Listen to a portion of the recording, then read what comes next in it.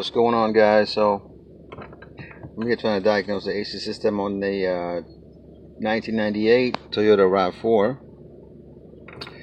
I didn't film most of it because it takes a long time to get to this point, but I can just give you a quick rundown of what I've done so far, and yeah, we'll see what's going on. So anyway, I came in, of course, no air, no cold air, so I'm trying to go to the flow charts, couldn't understand it. Directions were very, very vague and, just not the best. Anyway, so pull up a wiring diagram, and this is one of those things that I don't like, these type of fuses. A lot of the times you can look through here thinking like the fuse is intact, and it's very hard to take out, if you know what I mean. It's a 1998 car, so I thought the fuse was intact. Anyway, long story short, the owner had shown me that somebody was working on a car, and there's a wiring harness right there. So the wire harness, I just tucked it upward right here, but it wasn't there. It was just dangling around here, around the catalytic converter, and basically shorted. And guess what? That's the fan, the condenser fan power feed wire that was shorted to ground, and it blew the fuse, but I couldn't tell until I look at the wiring diagram and realizing, okay, this is direct power from the fuse to the fan. There's nothing in between the fuse and the fan. So when I check for power on different side of the wire, like the different spots from there, the fan works, condenser fan. So I check up to here and I don't see anything funny. So I went back to the fuse and I just trying to yank it out, kind of destroyed it. Then I realized it was blown, so I get a new fuse and everything. The fan is working. Now the problem is, the AC was discharged for some reason. It hasn't worked in a while. So I come in here, get my gauges on, and I start filling up the AC. Okay? The condenser fan is coming on, clutch is kicking on, everything is fine so far. But soon as temperature start going towards like 200, I mean the high side going to 100 in pressure, what will happen is the condenser fan will stop working. It will switch to the radiator fan on high speed mode. And that would actually increase, the high side pressure on the AC line. Because the high side was, I was around 200, between 200 and 250. On a day like today in Texas, I'm not too mad at that. To me it sounds reasonable, right? I'm pretty sure it's way above 95 degrees right now. So to have on the high side, 200, between 200 and 250, and I thought to me it was reasonable based on experience. And inside the cabin, it was getting pretty cold.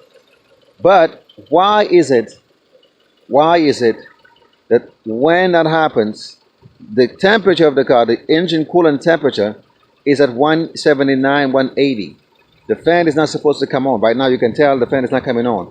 But as soon as you turn the AC on, give it about a few seconds, then the fan comes on, the radiator fan at high speed. So I know the relays, they are wired in series. As you saw here, you got fan number 1, 2, and 3, and they are wired in series. What I don't get is why is it that when you have a situation like that, the radiator fan is getting turned on? Why is it not turning on the condenser fan at the same time? Because the AC is still on. Like, I don't understand, why would it switch off the condenser fan and just turn on the radiator fan by itself? That beats me. I'm not understanding it. I'm trying to see if I can upload the diagram. I'm not sure how to do that. I'll try to see if I can. I'm going to edit this video and try to upload the diagram, and maybe somebody can look at it. You have experience with this type of cars, and you can tell me what's going on.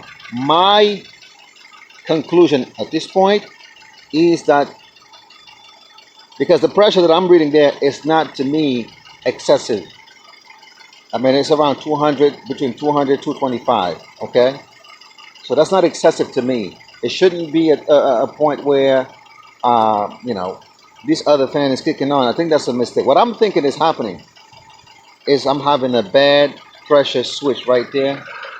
It's sitting right here somewhere. If it'll show, it's in a pretty tough spot there.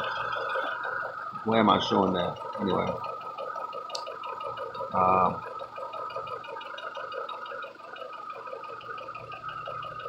right there. You saw those wires right there in the middle of your screen. That's the pressure switch. I'm thinking about I have a bad pressure switch. Okay, I have a bad pressure now. Of course, it's an older car, so my computer is not doing much for me in terms of looking at data. All it's giving me a signal for the AC and the temperature, water temperature. The engine coolant temperature. I was looking at it to find out why is it kicking on, and I realized it has nothing to do with the temperature.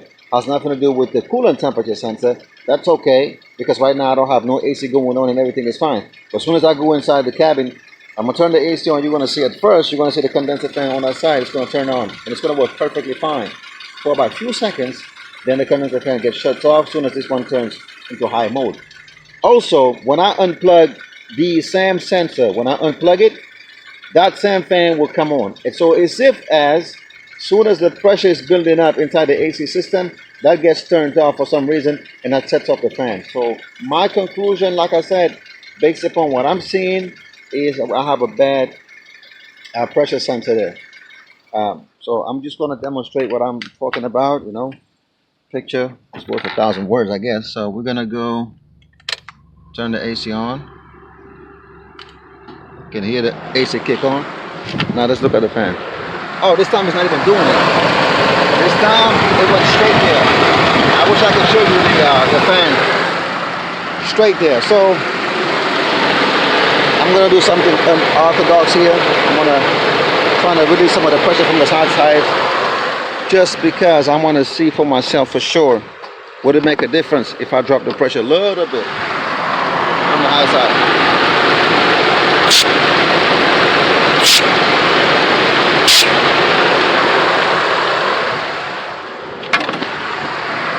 As you saw, not much of a difference there. The high fan is still on, as if I unplugged it, but I didn't unplug it.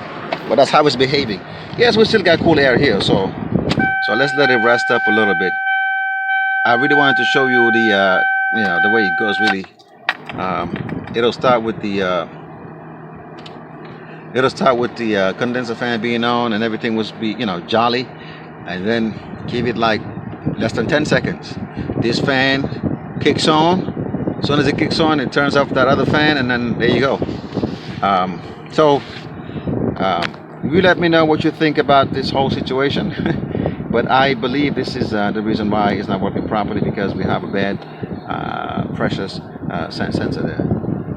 But I'm welcoming any comment, and we'll take it from there. Thank you so much, guys.